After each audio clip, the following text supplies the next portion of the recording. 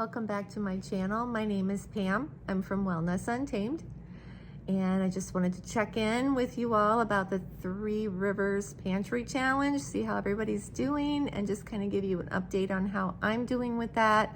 So I'm just going to take you along with me to show you what things I was able to make out of my pantry stock and my freezer stock. And I will warn you, not a lot of new meals were made, but I did use up some of my leftover freezer meals. But I really had, my main goal for this week was to get some beef bone broth made and a lot of bread making done, which those things did happen. We had a big snowstorm. Actually, we had two really big snowstorms that came through here. So a lot of my time this week was spent keeping myself dug out so I could get to work and take care of all my animals. So I was really thankful to have those leftover meals in my freezer. So I'm just going to take you along with me and show you some clips and photos of things that I did this week, and hope it'll bring some inspiration to some of you for some things that you've got going on in your pantries. So the first thing I worked on this week was getting some beef bone broth made. I've been wanting to get that done, and I had a big soup bone and some bones that I had cut off of a prime rib roast. All of that was purchased from a local farmer, and I put that in the oven at a high heat to get it nice and browned, just to add a little extra flavor to the bone broth. There were some bits kind of left on the baking sheet also, and I loosened those up and added those in as well just to add some extra flavor. I keep a Ziploc bag of things like onion peels when I'm chopping onions, and sometimes there's carrot peels, broccoli stalks, whatever that I have cut up, and then rather than throwing some things that could be used for broth or stock, I will put them in the freezer in what I call a stock bag, and then I pull those out, and when I make chicken stock or turkey stock or beef broth, I throw those in. These are some of the carrots I had in my basement storage refrigerator that I needed to go through them anyway to make sure that they were okay, and used some of the small and uglier ones to put into the broth to give it flavor. I also put in some garlic and some other herbs and salt and pepper for flavor. And then this is what, after 24 hours of simmering, what I skimmed off or strained out of the broth. There was some meat in there that I did keep. I kind of picked through all of that, and I have some liquid from making Italian beef in my freezer, so I'm just going to add that to that liquid and we can have Italian beef sandwiches. I think that liquid will give the meat plenty of flavor. Sometimes you think all the flavor might be taken out of the meat when you let it simmer for so long, but I really think that that liquid that I have is going to be flavorful enough to add some flavor back to that. I ended up canning it then, and this is one of my pressure canners. This is the one that I did all of the pint jars in because I can double stack them. And then I also have an electric canner, and I put 4-quart jars of stock or beef bone broth in that to can it. I had a lot of different sizes of jars because I was just using whatever I had because I didn't want to go out and buy more jars, and I've kind of gotten to the end of my jar supply, so I just used whatever size I had. So that's my electric canner, and everything turned out fine. I had one jar that did not seal, which I ended up using in a recipe later in the week, so that worked out really well.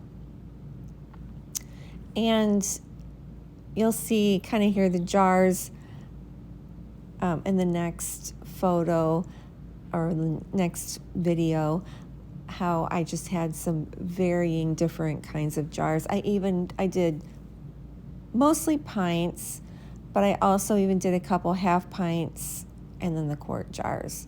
So just whatever I had. And then I went on to making bread. So this was a sourdough English muffin recipe, and I've made sourdough English muffins many times, but this was a different recipe for me. A lot of the sourdough recipes I get off of Farmhouse on Boone, and so rather than to jump around on my phone to try to find recipes that I always use, I just used Lisa's sourdough English muffin recipe, and it was just as good as the one I always use. It was very good.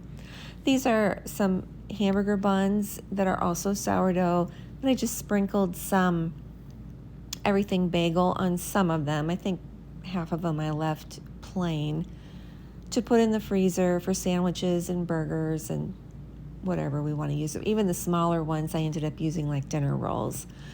So those turned out really good. And then I made 3 other loaves of sourdough, and 2 of them were new to me, also from Farmhouse on Boone. And I did 2 that were a whole wheat sourdough.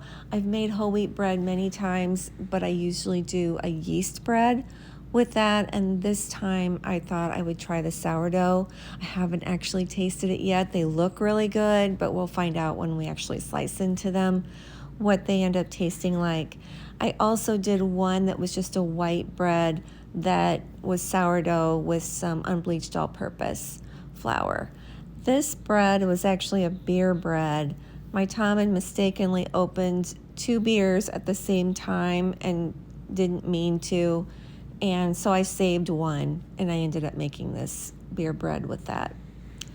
This was just a recipe that I made a while back. It's an herbed shrimp pasta that I had a few servings in the freezer, individual servings that I just pulled out since I had such a busy week, and I was able to eat that actually a couple different days.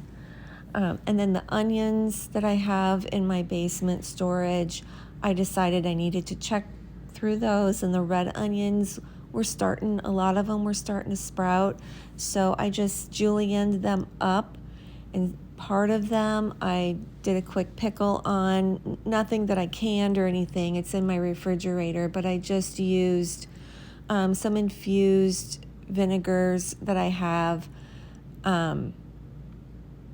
and some honey, and just I have them in a container in the refrigerator to use over the next few weeks on whatever, sandwiches, salads, whatever we decide to use it on. And then I fermented some. This is a fermenting jar. Since I was out of canning jars at that point, I actually had this fermenting jar for citrus, and I thought I would like to ferment limes, and I really didn't care for them fermented all that well. So I thought, well, I would just use this jar, since I'm kind of out of canning jars right now, to ferment some of the red onions for future use.